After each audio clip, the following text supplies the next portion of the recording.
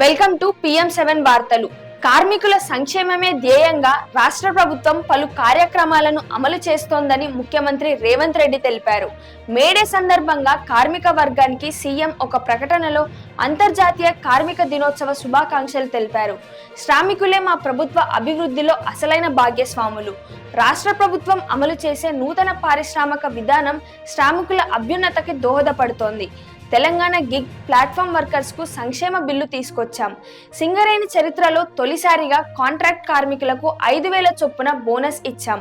Gulf దేశాల్లో పనిచేసే తెలంగాణ కార్మికుల సంక్షేమానికి ప్రత్యేక చర్యలు తీసుకుంటున్నాం అని రేవంత్ రెడ్డి పేర్కొన్నారు.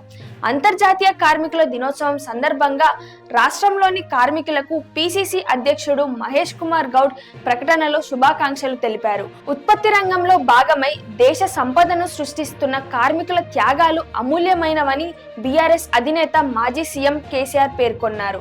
అంతర్జాతీయ కార్మిక దినోత్సవాన్ని పురస్కరించుకొని కార్మికులకు గురువారం ఆయన ఒక ప్రకటనలో శుభాకాంక్షలు తెలిపారు.